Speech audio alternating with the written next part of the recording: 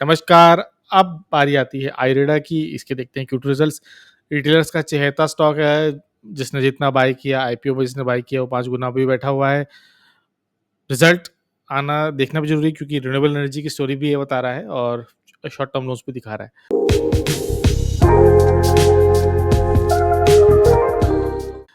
तो क्विकली अगर हम देखें तो बहुत ही हाई वैल्यूएशन पर है और इसका लोअर हाई में बहुत अंतर है। 52 वीक लो देखोगे 50 है, आईपीओ प्राइस से दुगना तो ये लिस्ट ही हुआ था, वहाँ से बहुत ऊपर जा रहा है। डेटा अच्छा खासा है, प्रमोटर होल्डिंग 75% है, ये भी हमको ध्यान देनी है। मार्केट कैप भी अच्छा खासा हो चुका है। रिजल्ट्स पे अगर आप देखें सीधे से मोटा-मोटी हम आएँ, तो रिजल्ट देखिए ईयर ऑन ईयर 38% का इंक्रीज़ है, एबिटा 27% का इंक्रीज़ है, नेट प्रॉफिट 36% का इंक्रीज़ है और ईपीएस 15% का। पर याद रखिए सारे ईयर ऑन ईयर रिजल्ट्स हैं। क्वार्टरली रिजल्ट्स देखोगे तो आपको थोड़ी पिक्चर क्लियर होगी। तो सेल्स में तो डेफिनिटली इंक्रीज़ आया है, लेकिन एबिटा में बहुत ज़्यादा इंक्रीज़ नहीं है। बहुत ही मीडियोकर इंक्रीज़ है। सिमिलरली नेट प्रॉफिट में भी सिर्फ 4 करोड़ का इंक्रीज़ आया है, जो कि ठीक नहीं है। नेट प्रॉफिट में भी 0.01% का इंक्रीज़ है।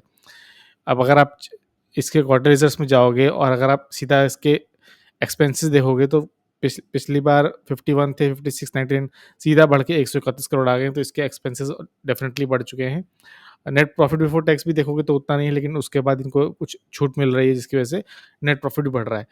अब हम नेट एनपीए के लिए हम इनकी इन्वेस्टर प्रेजेंटेशन में चले जाते हैं, वहीं देख लेते हैं। तो डोमेस्टिक बोरिंग इनकी लगातार बढ़ती जा रही है, जो कि अच्छी बात है। फॉरेन बोरिंग इनकी कम हो रही है, वो भी एक अच्छी बात है। फॉरेन बोरिंग में क्या होता है कि आपको डॉलर्स में पे करना पड़ता है, करेंसी कन्वर्जन का भी लॉस होता है, तो एक अच्छी बात है। तो डोमेस्टिक बोरिंग बॉन्ड्स और बैंक लोन से है, जो कि एक ठीक है। इसके अलावा ग्रॉस एनपीए भी देख लेते हैं, जो आपको परसेंटेज में 2.19 अमाउंट में बड़ा दिख रहा होगा, लेकिन परसेंटेज में अभी भी डिक्लाइन है। लेकिन नेट एनपीए देखोगे आप, तो अमाउंट में तो इंक्रीज़ है ही हल्का-सा, स्टेडी डिक्लाइन था लेकिन बढ़ता हुआ आ रहा है और परसेंटेज में भी बढ़ता हुआ आ रहा है, अमाउंट में भी बढ़ता हुआ आ रहा है।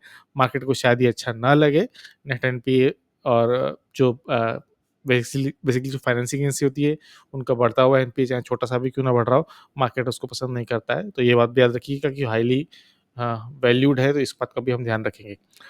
इसके अलावा 75% हमने देखा कि इसका गवर्नमेंट है क्यूआईपी के ज़रिए ये 4500 करोड़ के क्यूआईपी लाएगी, जो बड़े प्लेयर्स हैं उन लॉक-इन पीरियड के साथ उनको मिलेगा।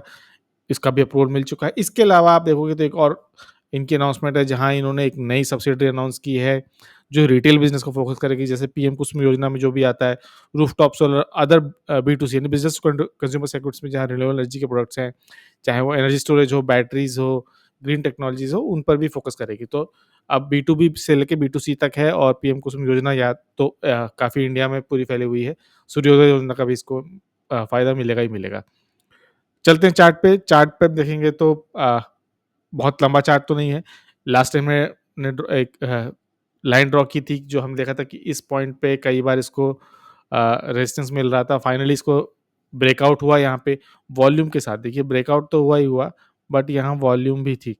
अच्छा खासा ब्रेकआउट था, लेकिन सक्सीड नहीं कर पाया। अगर हम इसी लाइन को आगे थोड़ा-सा ड्रैग कर दें, तो क्लियरली दिखेगा कि वापस इसी रेजिस्टेंस लाइन को रिजेक्ट करते हुए नीचे आया। ये ब्रेकआउट सस्टेन नहीं कर पाया, वापस नीचे आया।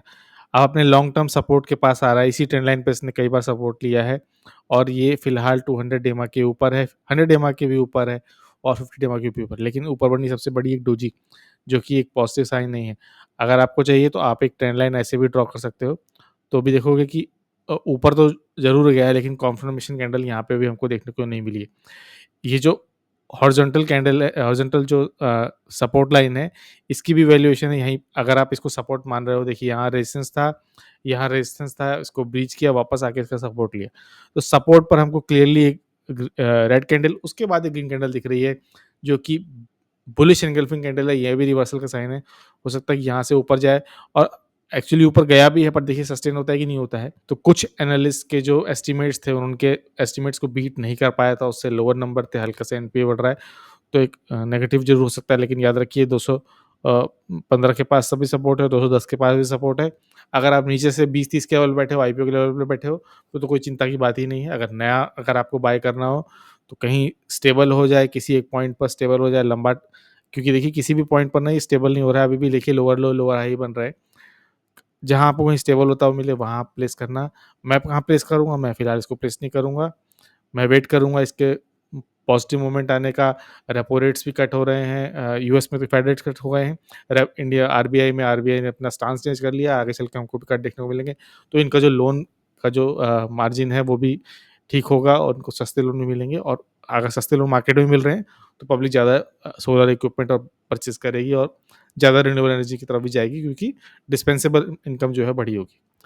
तो सपोर्ट देखेंगे 200-210 के आसपास, और फिर देखेंगे स्टेबल होने के बाद कि क्या करना है।